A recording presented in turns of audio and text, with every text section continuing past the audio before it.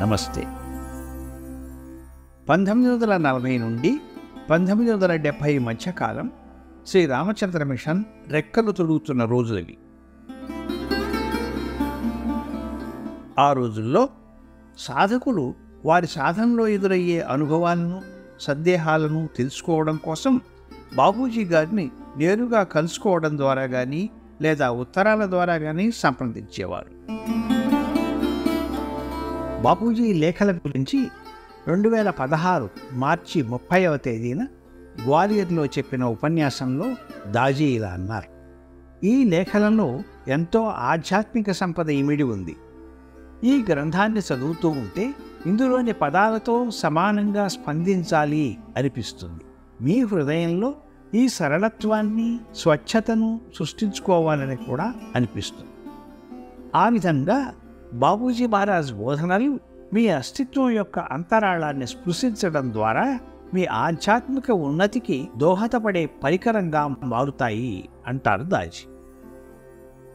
పూజ్య బాబూజీ 125వ జయంతి ఉత్సవాల సందర్భంగా వారు సాధకులకు రాసిన లేఖలలోని విలువైన విషయాలను గుర్తు చేసుకుందాం.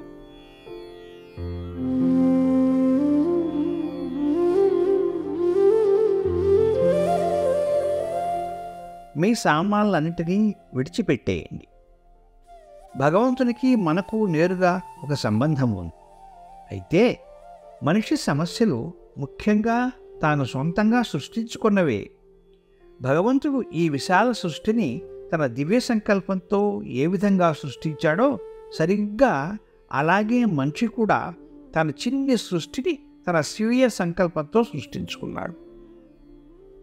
దాని ఫలితంగా తన అసలైన ఆత్మ పూర్తిగా స్థౌల్యత యొక్క ఒక దళసరి పొరలో చుట్టుకొని చిక్కుకపోయి ఇవన్నీ కలిపి ఆత్మ చుట్టూ ఒక రకమైన వలలా అల్లుకపోయాయి. ఇక్కడే మనకు నిజంగా గురువు అవసరం ఉంది. మన స్వంత సృష్టిని నాశనం చేయడానికి మనం గురువు సహాయాన్ని కోరుతాం. అది ఎలాగంటే ప్రార్థన ద్వారా. మహనీయుడైన మాస్టర్కు సర్వాన్ని సమర్పించుకోవడం ఒక్కటే మార్గం. ఇలా చేస్తే పైన చెప్పిన కారణాలు ఇక పనిచేయడం ఆగిపోతాయి. ప్రార్థన మన స్వభావంలో మృదుత్వాన్ని, వినయాన్ని సృష్టిస్తుంది. ఈ మృదుత్వంతోనూ వినయంతోనూ మన స్వీయ సృష్టి అనే సామాన్లతో మనం ఏర్పరచుకున్న బంధాలన్నీ తొలగిపోతాయి. మనలో ఉన్న శక్తి అప్పుడు పనిచేయడానికి ఉపక్రమిస్తుంది. అలా ఈ చుట్టూ ఉన్న పొర విచ్ఛిన్నమై లోపలి నుండి ఆత్మ బయటపడి దాని అసలు యాత్ర ప్రారంభమవుతుంది. ఆధ్యాత్మికతకు అర్థం ఈ విధంగా తీసుకోవాలి. మీ సామాన్లన్నిటినీ విడిచిపెట్టేయండి అన్న ఒక్క వాక్యం ద్వారా నేను చెప్పదలుచుకున్నది ఇదే అంటూ గురువు ఆవశ్యకతను తెలియజేశారు బాబూజీ.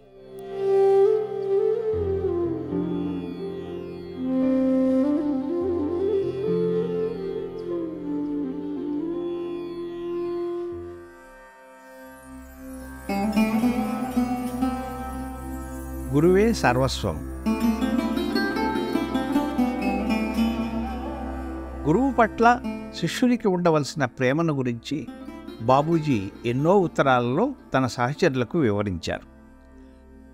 సాధకుని హృదయంలో గురువు పట్ల ప్రేమ వృద్ధి చెందినప్పుడు సాధకుడు కోరిన ఫలితాన్ని పొందుతాడు. హృదయంలో ప్రీతముణ్ణి ఊహించుకోగలిగితే అది ఉన్నతమైన ధ్యానంగా పరిగణించవచ్చు. ఇప్పటి వరకు ఇంతకంటే గొప్ప పద్ధతి కనుగొనడం జరగలేదు. ముందు కూడా అటువంటిది జరుగుతుందన్న ఆశ లేదు. ఎవరైనా తమ ప్రియతముని ప్రేమపూర్వకంగా స్మరించడంలో పూర్ణత్వాన్ని సిద్ధింపజేసుకున్నట్లయితే అతను తాను చేరవలసిన మజిలీని చేరగలడు. వేదాలు కూడా ఈ విషయాన్నే చెబుతున్నాయి. గురువును బ్రహ్మగా తెలుసుకో.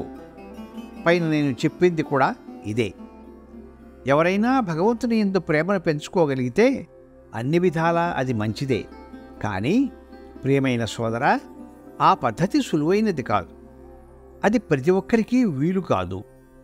ఎవరికైనా మొదటి నుంచి తమలో సత్యతత్వం గురించిన ఎరుక కానీ లేదా దాని ఛాయలు కానీ ఉన్నవారికే అది సాధ్యం. ప్రియ సోదరా, నేను అన్ని ఆధ్యాత్మిక స్థితులు గురువుకే అర్పించి వారికే సమర్పించాను. వాటిపైన నాకు కోరిక లేదు. నేను కేవలం ఇష్క్ ఏ మిజాజీకి, ప్రాపంచిక ప్రేమకు, అంటే మానవుడైన గురువును ప్రేమించడానికి మాత్రమే ప్రాధాన్యం ఇచ్చాను.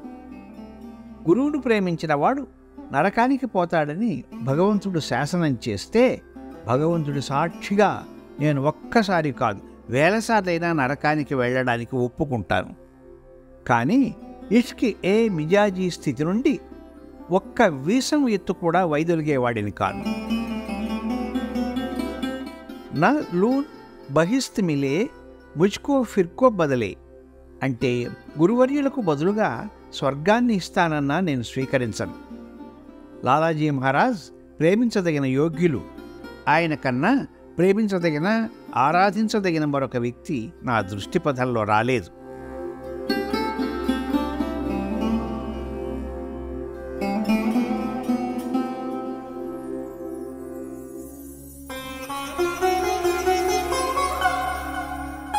ఆధ్యాత్మిక సేవ.